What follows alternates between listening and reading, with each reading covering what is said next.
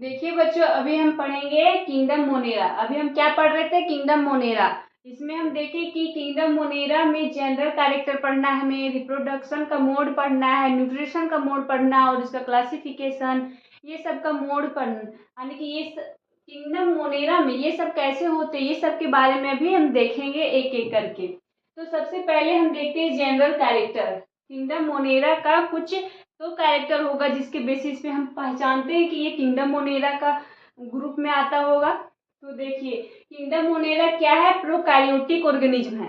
Monera का group में जितने भी ऑर्गेनिज्म हैं वो सभी प्रोकैरियोटिक ऑर्गेनिज्म हैं। प्रोकैरियोटिक कहने का मतलब है, मैंने अभी समझाया आपको कि एक सेल है, उसमें डीएनए नेकेड है, यानी कि बिना न्यूक्लियस का है। उस सेल को हम प्रोकैरियोटिक सेल बोलते हैं। प्रोकैरियोटिक सेल बोलते हैं। तो जिस ऑर्गेनिज्म में प्रोकैरियोटिक सेल होते हैं उसे हम प्रोकैरियोटिक ऑर्गेनिज्म बोलते हैं। तो मोनेरा का सेल स्ट्रक्चर कैसा होता है? प्रोकैरियोटिक स्ट्रक्चर होता है। बैक्टीरिया एक सोल मेंबर है, यानी कि मोनेरा ग्रुप का सबसे ज्यादा पाए जाने वाले बैक्टीरिया होते हैं। मोनेरा जब हम क्लासिफिकेशन पढ़ेंगे तब आएगा bacteria, cyanobacteria, blue green algae, ये सब इसके क्लासिफिकेशन में इसके क्लासेस आएंगे। तो सबसे ज्यादा बैक्टीरिया पाया जाता है। आप सुने होंगे कि मुट्ठी भर, अगर आप अपना मुट्ठी भरे तो इस मुट्ठी में थाउजेंड या मिलियन ऑफ बैक्टीरिया बंद हो जाएंगे, हमारे मुट्ठी में आ जाएंगे। हम इस आँख से नहीं देख सकते बैक्टीरिया को, इतने छोटे होते हैं वो कि हम अपनी आंखों से नहीं देख सकते हैं। मोनेरा में ज़्यादातर बैक्टीरिया आते हैं और जो बैक्टीरिया होते हैं उसे हम नहीं देख पाते हैं इन अपनी नंगी आंखों से, इन खुली आंखों से हम नहीं देख पाते। उन्हें देखने के लिए हमें माइक्रोस्कोप, टेलीस्कोप, ये सब का यूज करना पड़ता है। और उनका सेल स्ट्रक्चर कैसा होता है? प्रोकैरियोटिक स्ट्रक्चर होता है। सेल स्ट्रक्चर उनका प्रोकैरियोटिक होता है। बैक्टीरिया मोनेरा ग्रुप के सोल मेंबर है। कौन है? सोल मेंबर है, यानी कि सबसे अधिक बैक्टीरिया ही मोनेरा में पाए जाते हैं और इनमें सेल वॉल प्रेजेंट होते हैं। मोनेरा का जैसे हम लोगों ने क्लासिफिकेशन सेल वॉल के बेसिस पे भी किया है, तो मोनेरा में सेल वॉल प्रेजेंट होते हैं जो किनके बने होते हैं? पेप्टिडोग्लाइकेन का। किनका बना होता है? पेप्टिडोग्लाइकेन का। कुछ एक्सेप्शन है, जैसे आर्कीबैक्टीरिया और मैक्रोप्लाज्म में सेल वॉल होता ही नहीं, तो वो बनेगा कैसे? लेकिन उनके कुछ फीचर ऐसे हैं जो मोनेरा के जैसे, इसीलिए उन्हें मैक्रोप्लाज्म को मोनेरा ग्रुप में रखा गया। लेकिन एक्सेप्शन है, वो उनके अंदर सेल वॉल प्रेजेंट नहीं होते। लेकिन आर्कीबैक्टीरिया में सेल वॉल प्रेजेंट होते हैं, लेकिन पेप्टिडोग्लाइकेन का नहीं बना हुआ रहता है, उनका सेल वॉल किसी और प्रोटीन से बना हुआ रहता है। देखिए यहाँ पे पढ़ते हैं। और मोनेरा, जितना भी मोनेरा का जो किंगडम मोनेरा है उसमें जितना भी ऑर्गेनिज्म है उनका सेल स्ट्रक्चर कैसा होगा? प्रोकैरियोटिक ऑर्गेनिज्म होंगे वो, उनका सेल प्रोकैरियोटिक टाइप का होगा। बैक्टीरिया सबसे ज्यादा पाए जाने वाले मेंबर हैं मोनेरा किंगडम में। मोनेरा किंगडम के सबसे ज्यादा पाए जाने वाले मेंबर कौन है? बैक्टीरिया। उनका सेल वॉल में बना होता है पेप्टिडोग्लाइकेन का। एक्सेप्ट, यानी कि आर्कीबैक्टीरिया और मैक्रोप्लाज्म में नहीं पाए जाते। मैक्रोप्लाज्म में नहीं पाए जाते, लेकिन फिर भी मोनेरा ग्रुप में रखा गया क्योंकि इनका जो फीचर है और भी जो फीचर है वो मोनेरा के जैसा मिलता है, इसीलिए हम इन्हें प्लेस किए हैं। और आर्कीबैक्टीरिया का जो सेल वॉल होता है उनका सेल वॉल पेप्टिडोग्लाइकेन का नहीं बना हुआ रहता है, उनका किसी और प्रोटीन का बना हुआ रहता है। Genetic material is naked. अभी मैंने बताया कि मोनेरा प्रोकैरियोटिक ऑर्गेनिज्म है, तो ऑब्वियसली ये बात हम कह सकते हैं कि डीएनए उनका यानी कि खुला होगा। उनके जो उनका डीएनए है वो इन्वेलप में नहीं होंगे, होंगे, नेकेड होंगे, खुला होंगे, नंगे होंगे। इनका डीएनए खुला होगा जिसको हम लोग न्यूक्लियोइड बोलते हैं। इसे हम इस सेल में न्यूक्लियस नहीं है, लेकिन हम इन्हें नाम न्यूक्लियोइड देते हैं। न्यूक्लियोइड कहते हैं। All member bound organelle are absent. यानी कि प्रोकार्योटिक का एक और फीचर होता है कि जितने भी मेम्ब्रेन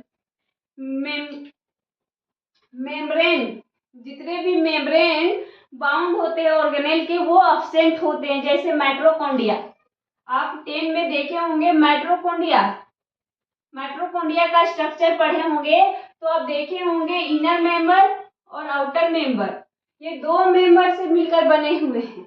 इसी तरह जितने भी ऑर्गेनिज्म हैं, क्लोरोप्लास्ट, माइटोकॉन्ड्रिया और भी जितने भी ऑर्गेनेल सेल में पाए जाते हैं, वो जो मेम्ब्रेन से बाउंडेड होते हैं, सराउंडेड होते हैं, वो एब्सेंट होते हैं प्रोकार्योटिक ऑर्गेनिज्म में। Contain 70s types of ribosome. Ribosome कितने प्रकार के होते हैं? 2 प्रकार के, एक 70s और एक 80s। तो प्रोकार्योट में हमेशा देखा गया है कि 70s राइबोसोम पाए जाते हैं। 70s राइबोसोम पाए जाते हैं। जो हम राइबोसोम क्या करता है? राइबोसोम प्रोटीन बनाने में हेल्प करता है, हमें मदद करता है, उसका सिंथेसाइज करता है, उसे राइबोसोम कहते हैं। और प्रोकार्योट में राइबोसोम कैसा होता है? 70s। और 70s मोनेरा प्रोकार्योटिक ऑर्गेनिज्म है, इसीलिए हम कह सकते हैं कि मोनेरा में राइबोसोम 70s टाइप का पाया जाता है। सिंस माइटोकॉन्ड्रिया एब्सेंट, इसमें माइटोकॉन्ड्रिया, मोनेरा में माइटोकॉन्ड्रिया एब्सेंट होता है। तो आप सोच रहे होंगे कि इन लोग रिस्पिरेशन कैसे करता है? माइटोकॉन्ड्रिया क्या है? पावर ऑफ हाउस, हमें एनर्जी प्रोवाइड करता है। माइटोकॉन्ड्रिया हमें एनर्जी प्रोवाइड करता है, तो मोनेरा को एनर्जी कैसे मिलता होगा? ये मन में ख्याल आ रहे होंगे। यहाँ तो माइटोकॉन्ड्रिया एब्सेंट है, लेकिन जो हमारे मेम्ब्रेन, प्लाज्मा मेम्ब्रेन है, ये सेल वाल हो गया किनारे वाला, और ये जो सेल प्लाज्मा मेम्ब्रेन है, सेल मेम्ब्रेन है, इसमें कुछ एंजाइम पाए जाते हैं जिसे हम रिस्पिरेटरी एंजाइम कहते हैं। उसके मदद से वो लोग अपने एनर्जी को, अपने आप को रेगुलेट करते हैं, अपने जो भी काम है उसे करते हैं। हमें एनर्जी मिलता है तो हम अच्छे तरीके से काम कर पाते हैं। लेकिन मोनेरा के पास माइटोकॉन्ड्रिया है ही नहीं, उन लोग रिस्पिरेशन का जो प्रोसेस है वो कर ही नहीं सकता, उन लोग एटीपी फॉर्म कर ही नहीं सकता। तो इन लोग कैसे बनाता है? तो इन लोग के पास प्लाज्मा मेम्ब्रेन में कुछ एंजाइम प्रेजेंट होते हैं, उसके हेल्प से इन लोग अपने काम को करते हैं, अपने आप को एनर्जेटिक महसूस करवाते हैं। मोड ऑफ न्यूट्रिशन, अब हम क्या पढ़ेंगे? Mode of nutrition. Mode of nutrition यानी कि मोनेरा अपना खाना कैसे खाता है, कैसे बनाता है, कैसे अपने आप को सरवाइव कर पाता है इस इन्वायरमेंट में, इस वातावरण में कैसे अपने आप को बना पाता है। तो न्यूट्रिशन इसके अंदर 2 तरह से होता है, एक ऑटोट्रॉप, एक हेटेरोट्रॉप। एक होता है ऑटोट्रॉप, एक क्या होता है? ऑटोट्रॉप, और दूसरा हेटेरोट्रॉप। पहला ऑटोट्रॉप जो क्या है?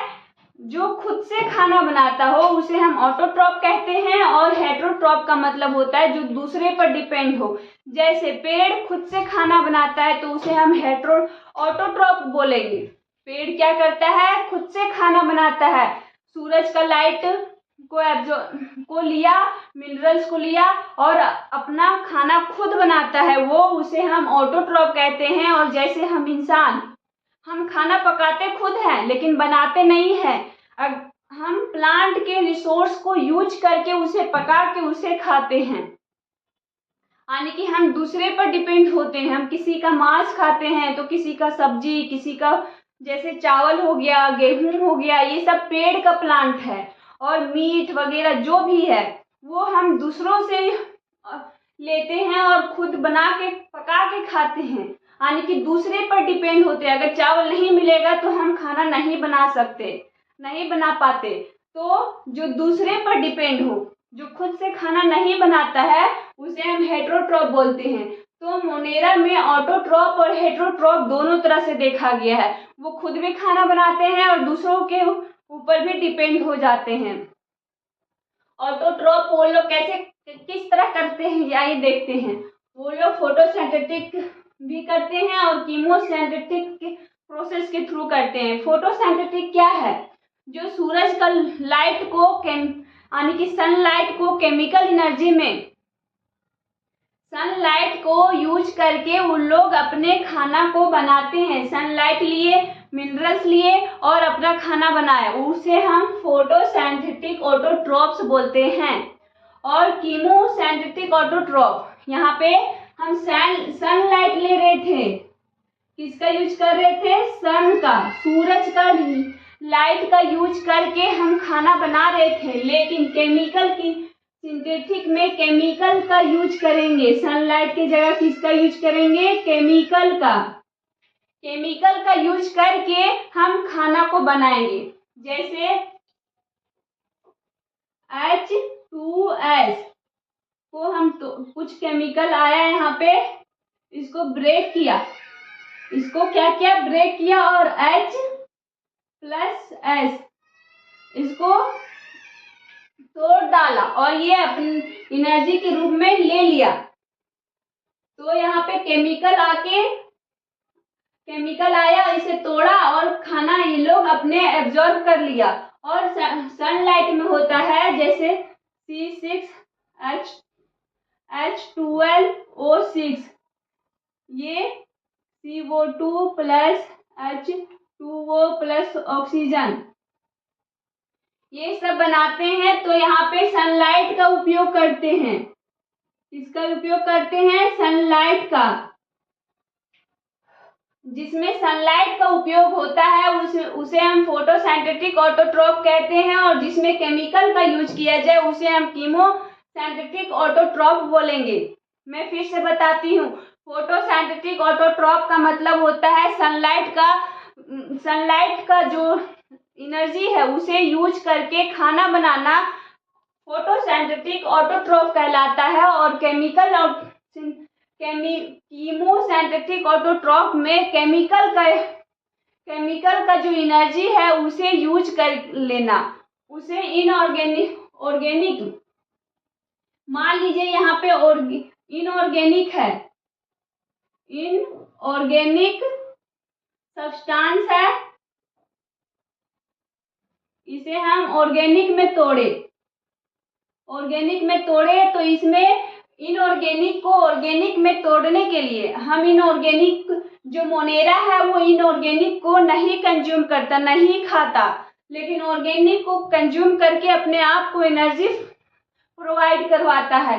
तो अगर यहाँ पे हम केमिकल का यूज करेंगे तो कीमोसिंथेटिक ऑटोट्रॉप हो जाएगा। अगर हम इसे तोड़ने के लिए सनलाइट का यूज करें तो हम फोटोसिंथेटिक ऑटोट्रॉप के कैटेगरी में रखेंगे। आई होप आपको समझ में आया होगा।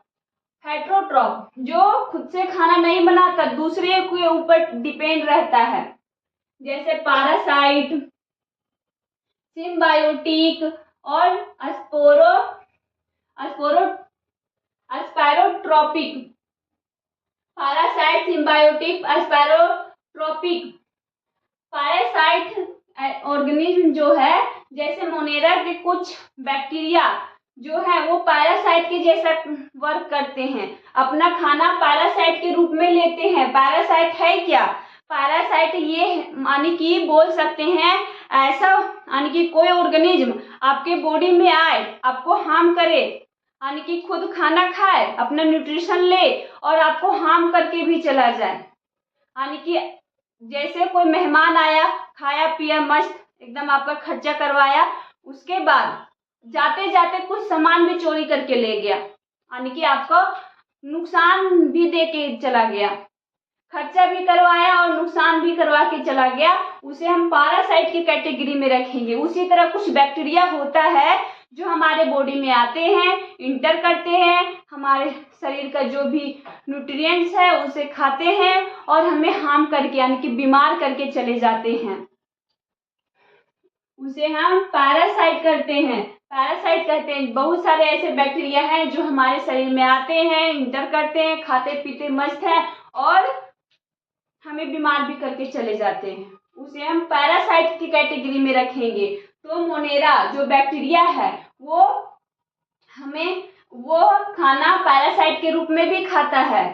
सिम्बायोटिक, यहाँ पे क्या आ जाएगा पैरासाइट में रिलेशन प्लस और माइनस का। एक को तो फायदा हो रहा है लेकिन दूसरे को नुकसान हो रहा है, इसलिए पैरासाइट को हम लोग प्लस माइनस के कैटेगरी में करते हैं। और सिम्बायोटिक यहाँ पे कैटेगरी आ जाएगा प्लस प्लस का। ऐसा बैक्टीरिया जो हमारे शरीर में इंटर करे, अपना खाना खाए लेकिन हमें कोई तरह का प्रॉब्लम ना करे, यानी कि हमें फायदा ही करके जाए। जैसे मान लीजिए हम कुछ ऐसे बैक्टीरिया हमारे इंटेस्टाइन में पाए जाते हैं, जैसे ई कोलाई हमारे स्मॉल इंटेस्टाइन में होते हैं जो हमारे खाना को पचाने में हेल्प करता है। तो कुछ ऐसे बैक्टीरिया होते हैं जो आते हैं, इंटर करते हैं, खाते पीते मस्त रहते हैं और कोई नुकसान नहीं करके जाते, उसे हम सिम्बायोटिक के कैटेगरी में रखेंगे। स्पायरोट्रॉपिक, इसमें ऐसे बैक्टीरिया आते हैं जो डेड ऑर्गेनिज्म, जैसे मान लीजिए कोई डेड ऑर्गेनिज्म